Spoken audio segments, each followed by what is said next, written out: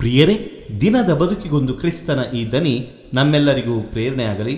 ಪೂಜಾ ವಿಧಿಯ ಸಾಧಾರಣ ಕಾಲದ 2ನೇ ವಾರ, ಜನವರಿ 19, 2024, ಶುಕ್ರವಾರ. ಸಂತ ಮಾರ್ಕನು ಬರೆದ ಪವಿತ್ರ ಶುಭ ಸಂದೇಶದಿಂದ ವಾಚನ. 3ನೇ ಅಧ್ಯಾಯ 13ರಿಂದ 19ರವರೆಗಿನ ವಚನಗಳು. ಆ ಕಾಲದಲ್ಲಿ ಯೇಸು ಬೆಟ್ಟವನ್ನೇರಿ ತಮಗೆ ಒಪ್ಪಿಗೆ ಆದವರನ್ನು ಕರೆದರು. ಅವರು ಹತ್ತಿರಕ್ಕೆ ಬಂದರು.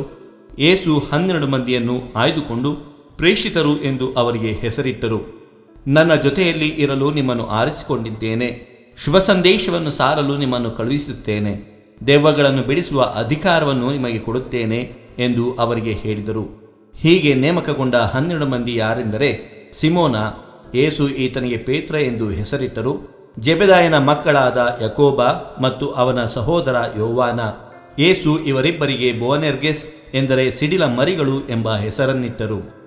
ಅಂದ್ರೆಯ, ಫಿಲಿಪ್ಪ, ಬರ್ತಲೋಮಯ, ಮತ್ತಾಯ, ತೋಮ, ಅಲ್ಫಯನ ಮಗ ಯಾಕೋಬ, ತದ್ದಾಯ, ದೇಶಾಭಿಮಾನಿಯಾದ ಸಿಮೋನ ಮತ್ತು ಮುಂದೆ ಗುರುದ್ರೋಹಿಯಾಗಲಿದ್ದ ಯೂದ ಇಸ್ಕಾರಿಯೋತ. ಪ್ರಭುವಿನ ಶುಭ ಸಂದೇಶ.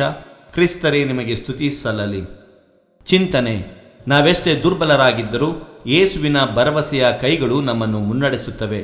ಪ್ರಭು ಯೇಸು ಕ್ರಿಸ್ತರಲ್ಲಿ ಆತ್ಮೀಯರೇ, ಯೇಸು ತಾನು ಆಯ್ಕೆ ಮಾಡಿಕೊಂಡ ಕೆಲವರನ್ನು ಬೆಟ್ಟದ ಮೇಲಕ್ಕೆ ಕರೆದೊಯ್ದು 12 ಮಂದಿಯನ್ನು ಆಪ್ತ ಸಂಗಡಿಗರಾಗಿ ನೇಮಿಸಿಕೊಳ್ಳುತ್ತಾರೆ.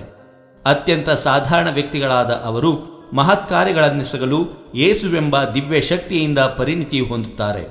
ಆದರೆ ಮೊದಲನೆಯ ವಾಚನದಲ್ಲಿ ಸೌಲನೆಂಬ ದುಷ್ಟ ಶಕ್ತಿಯಿಂದ 3000 ಭಂಟರು ಆಯ್ಕೆಗೊಂಡು ಬೆಟ್ಟದ ಮೇಲೆ ಬಂಡೆಗಳ ನಡುವೆ ದಾವೀದನನ್ನು ಹುಡುಕಿ ಕೊಲ್ಲಲು ಹವಣಿಸುತ್ತಾರೆ.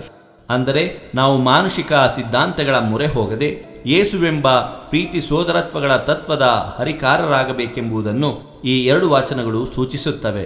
ನಾವೆಷ್ಟೇ ದುರ್ಬಲರಾಗಿದ್ದರೂ ಯೇಸುವಿನ ಭರವಸೆಯ ಕೈಗಳು ನಮ್ಮನ್ನು ಮುನ್ನಡೆಸುತ್ತವೆ. ದೇವರು ನಮ್ಮೆಲ್ಲರನ್ನು ಆಶೀರ್ವದಿಸಲಿ.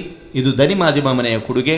ಧ್ವನಿ ವಂದನೆಯ ಸ್ವಾಮಿ ಶಾಂತಕುಮಾರ್ ಜೆ, ಬೆಂಗಳೂರು ಮಹಾಧರ್ಮ ಕ್ಷೇತ್ರ. ಪ್ರಿಯರೇ, ಈ ಚಾನೆಲ್ ಅನ್ನು ಸಬ್ಸ್ಕ್ರೈಬ್ ಮಾಡಿ ಪ್ರತಿದಿನ ದೇವರ ವಾಕ್ಯವನ್ನು ಆಲಿಸುತ್ತಾ ಅದನ್ನು ಇತರರೊಂದಿಗೆ ಹಂಚಿಕೊಳ್ಳಲು ನಮಗೆ ನೆರವಾಗಿರಿ. ಧನ್ಯವಾದಗಳು.